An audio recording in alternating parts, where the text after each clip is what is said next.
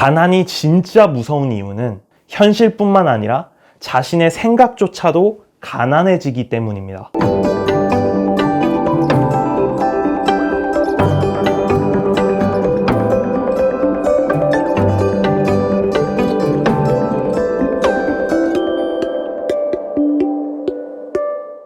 여러분 안녕하세요. 인문학 청년입니다. 오늘 여러분들에게 말씀드릴 내용은 바로 관점의 변화입니다. 우리 인생에는 자기 뜻대로 되지 않고 힘들고 고단한 부분이 정말 많습니다. 저 또한 공부하면서 그러한 것들을 많이 겪었고, 이걸 여러분들에게 어떻게 더 전달을 잘할 수 있을까, 이러한 고민들도 굉장히 많이 했습니다. 매번 항상 고민하고 공부한 걸 많이 실천해서 느끼고, 제가 느낀 걸 여러분들에게 전달을 할 수 있는 방법을 항상 강구하곤 했죠. 하지만 오늘 제가 문득 공부하다가 깨우친 것을 여러분들에게 말씀드리고자 합니다. 지금의 나보다 힘든 사람도 더 열심히 살고 있겠지? 사람들은 보통 자기가 힘든 상황에서는 타인을 고려하지 않고 주위의 환경 또한 제대로 보지 못하는 경우가 많습니다. 지금 내가 당장 목이 말라서 물을 마셔야 하는데 상대방이 목마른 걸 신경 쓰는 사람이 몇 명이나 될까요? 근데 저는 거기서 놓쳐서는 안 되는 생각의 전환을 찾을 수 있었습니다. 지금 내가 힘들어하고 있는 이 환경이 누군가에게는 정말 바라고 있는 환경이지 않을까? 몇 년 전에 SNS에서 화제였던 사진이 하나 있습니다. 함께 보실까요?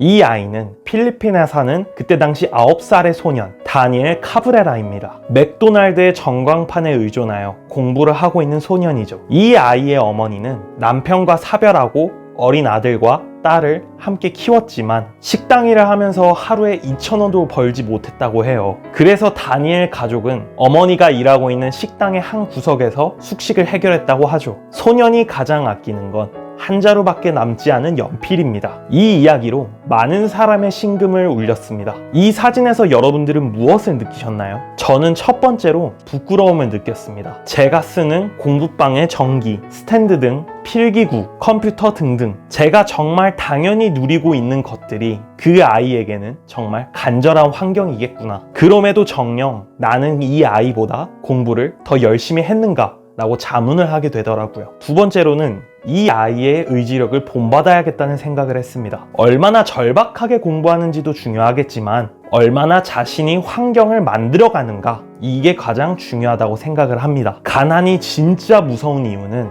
현실뿐만 아니라 자신의 생각조차도 가난해지기 때문입니다. 가난한 사람들은 통상 이렇게 말합니다. 내 환경이 가난했기에 나는 무엇을 하지 못했어. 나는 가난했기에 남들이 누리는 평범한 것들도 제대로 누리질 못했어. 여기서 끝나면 인생의 패배자로 끝나는 겁니다. 하지만 제가 성공으로 가는 마법의 단어를 한번 붙여보겠습니다. 그럼에도 나는 일어설 것이야. 그럼에도 나는 내 환경을 만들어갈 거야. 다니엘의 상황도 마찬가지입니다. 내가 가진 것이라곤 연필 한 자루밖에 없어. 그럼에도 나는 맥도날드 전광판에 의지해서라도 공부를 계속하겠어. 어른인 제가 보고 배울 이유는 충분하지 않겠습니까? 이 절박함이 나 자신의 환경을 바꿀 수 있다는 사실을 잊어서는 안 됩니다. 잠시의 동기부여로 성공을 쟁취할 수는 없겠죠. 하지만 자신의 절박함이 실천을 계속 할 수밖에 없는 상황으로 만든다면, 저 소년이 맥도날드 전광판에 하루가 아닌 7일, 한 달, 1년을 꾸준하게 와서 공부를 한다면 무조건 성공하리라고 저는 단연코 말할 수 있습니다.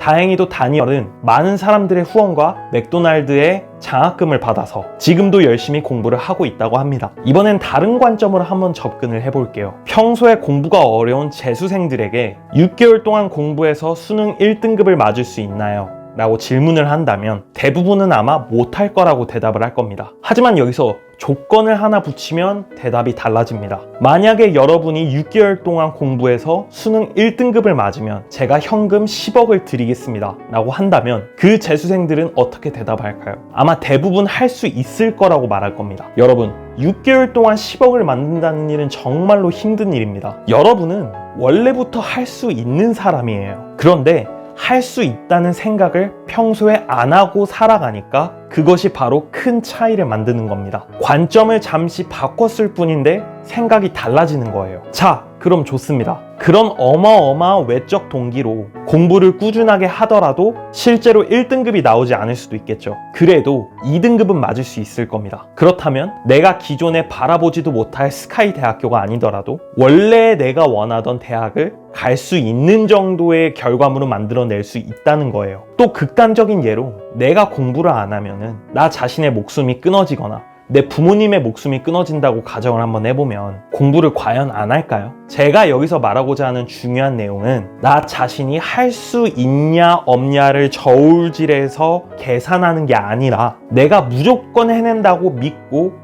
그저 하는 겁니다. 저는 그래서 매번 주문을 외워요. 일종의 자기 암시죠. 나는 선악 영향력을 미친다. 나는 최고의 강사다. 나는 부자가 된다. 나는 부자가 되어서 어려운 사람들에게 베풀면서 살 것이다. 이러한 방법으로 말이죠. 이러한 주문들이 제 일상 속에 아주 깊숙하게 스며들어 있어요. 이게 곧 습관화가 된 겁니다. 관점을 바꾸기 시작하면 상대적으로 어려웠던 것도 점점 쉬워진다는 사실 꼭 잊지 마셨으면 좋겠습니다. 마지막으로 동기부여 최고의 작가 앤드류 매튜스의 말을 전하며 이만 영상 마치도록 하겠습니다. 영상이 유익했다면 구독과 좋아요 한번 눌러주세요. 여러분 새해 복 많이 받으시고 저는 다음에 또 뵙도록 하겠습니다. 안녕.